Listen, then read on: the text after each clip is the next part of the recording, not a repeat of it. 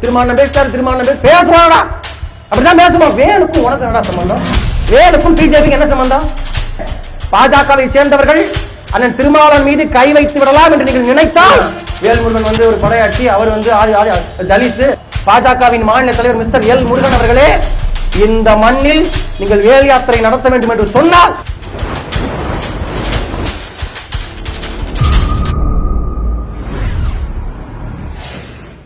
பார், நாட்டில் கலவரத்தை தூண்டுறதுக்கு பாஜக வேல் யாத்திரைன்னு கிளம்புறான்.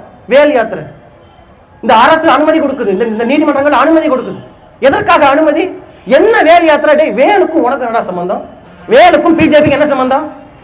கைபர் போலன் கணவாய் வழியா உள்ள வந்துட்டு நாங்க எங்க பாட்டன் கட்டி வச்ச கோயிலுக்குள்ள, இதே தஞ்சை பெரிய கோயிலுக்குள்ள கட்டினது யாரு? நம்ம பாட்டன் கட்டின கோயிலுக்குள்ள போய் குடிமை வச்சுக்கிட்டு அங்க போய் பொங்கலும் புளியரையும் தின்னுக்கிட்டு, சுண்டல் தின்னுக்கிட்டு, மணியாட்டிக்கிட்டு, சுக்கலாம்பரதம் நக்கலாம்பரதம் பேசிக்கிட்டு, மந்திரத்தை ஓதிக்கிட்டு, அவன் சொல்றா என்ன பார்த்து நீ தீட்டு, நீ குறைஞ்ச சாதிக்கார, உன்னை தொட்டா தீட்டு, தள்ளி நில்லு, கோயில் கருவறைக்குள்ள வராதேங்கிறான். அப்ப அப்படிப்பட்ட அயோக்கிய பேருங்க பாஜக பார்ப்பனர்கள், பாஜக காரர்கள். அவனுக்கு என்ன வேலை யாத்திரைக்கு அனுமதி இருக்குது? ஏன் கொடுத்த அரசு? எதுக்கு அனுமதி? பாஜகவோட அர்ஜுன் சம்பத் சொல்றாரு, என்ன சொல்றாருன்னா, இந்து மக்கள் தலைவர் அர்ஜுன் சம்பத் சொல்றாரு, வேல் யாத்திரைக்கு மட்டும் அனுமதி கொடுக்காமல் போனால் நான் தீ குளிப்பேங்கிறாரு. அப்படி குளிச்சிங்கன்னா பெட்ரோல் செலவு எங்களோடது, பெட்ரோல் செலவு, தீப்பெட்டி செலவு எங்களோடது. என்னன்னா திருச்சி மாவட்டம் வாங்கி கொடுத்துருவோம். அதனால எதுக்கு இது வேல் யாத்திரை? இந்த மண் தமிழர்களின் மண். வேல் என்பது நமக்கு சொந்தமானது. அவர்களால் நீ சூத்திரன், நீ வைசியன், நீ தாழ்ந்த சாதி, நீ குறைஞ்ச சாதி அப்படின்னு சொல்றான் பாத்தீங்களா? அவனுக்கு சொந்தம் அல்ல, நமக்கு சொந்தமானது வேல். அப்ப நம் வேலை தூக்கிக்கிட்டு தமிழ்நாட்டுக்குள்ள அவன் போற பாதையை பாருங்களேன். அறுபடை வீட்டுக்கும் போறானா, திருத்தணியில ஆரம்பிக்கிறான். திருத்தணியில ஆரம்பிச்சு இடையில அந்த பாதையே தேவையில்லை. வேலூர் ராணிப்பட்ட வழியா எதுக்கு வர்றான்? அங்கெல்லாம் இஸ்லாமியர்கள் அதிகம். அப்ப இஸ்லாமியர்கள் வாழுகின்ற பகுதிக்குள்ள போய் கலவரத்தை உண்டு பண்ற வேலையைத்தான் இந்த பிஜேபி அரசு செய்வதற்கு திட்டம் போடுது. எல் முருகன் ஒருத்தர் மாநில தலைவர், நாங்கள் பதிவு செய்கின்றோம்.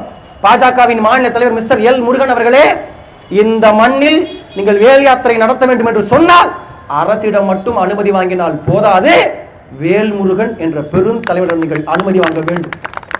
ஏனென்று சொன்னால் இந்த மண் இது வேல் முருகனின் மண். நாங்கள் பதிவு செய்கிற உலகத்தை குறிப்பிடுத்துங்க. நீங்க இத்தனையும் மீறி ஒரு மத கலவரத்தை நடத்தலாம், தமிழகத்தை துண்டாடி விடலாம். மாமன் மச்சினன் போல, அண்ணன் தம்பி போல, தாயும் பிள்ளை போல இந்த இந்துக்களும் இஸ்லாமியர்களும் கிறிஸ்தவர்களும் வாழுகின்ற இந்த மண்ணில் இந்த வேல் யாத்திரையை வைத்து ஒரு மத கலவரத்தை தூண்டி அதில் குளிர்காய்ந்து சில வாக்குகளை பொறுக்கி எப்படியாவது தமிழ்நாட்டில் தாமரையை மலர வைக்கலாம் என்று நீங்கள் நினைத்தால், வேல் யாத்திரை வருகின்ற அத்தனை இடத்திலும் வேல்முருகனின் தம்பிகள் கையில் செருப்போடு நிற்போம் என்பதை இந்த இடத்திலே நாங்கள் பதிவு செய்ய விரும்புகிறோம். அண்ணன் திருமாவளவன் பேசினாரு, மனு தர்மத்தை பத்தி பேசினாரு. பேசியதுல எந்த தப்பும் இல்லை. எல்லா இந்த குஷ்பு பாருங்க, எவ்வளவு பெரிய புரட்சியாளர், எவ்வளவு பெரிய தத்துவவாதி குஷ்பு.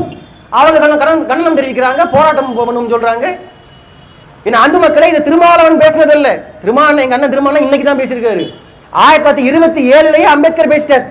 மனு நீதி என்பது இந்த மக்களுக்கு விரோதமானது என்று இன்றல்ல நேற்றல்ல 1927 அம்பேத்கர் அதை பதிவு செய்து அந்த மனு நீதியை தீ வைத்து கொளுத்தினார். அம்பேத்கர் யார் தெரியுமில்ல? சாதாரண நபர் இல்லை. சமஸ்கிருதத்தில் PhD, சமஸ்கிருதத்தில் பட்டம் வாங்கி ஆராய்ச்சி செய்து முனைவர் பட்டம் பெற்றவர் அம்பேத்கர். அந்த சமஸ்கிருதத்தில் முனைவர் பட்டம் பெற்ற அம்பேத்கர் சமஸ்கிருதத்திலேயே எழுதப்பட்ட மனுநீதியை முழுவதுமாக வாசித்து விட்டு இது மக்களுக்கு விரோதமானது என்று சொல்லி தீ வைத்து கொளுத்தினார். அந்த கருத்தை தான் அண்ணன் திருமாவளவன் பேசினார். அதை வைத்து அரசியல் செய்து திருமாவளவன் பேசினார், திருமாவளவன் பேசுவாரா? அப்படித்தான் பேசுவோம். திருமாவளவன் பேசுவார், நாங்கள் வேல்முருகன் பேசுவார், நான் பேசுவேன், நீ பேசு, நாங்கள் அப்படித்தான் பேசுவோம்.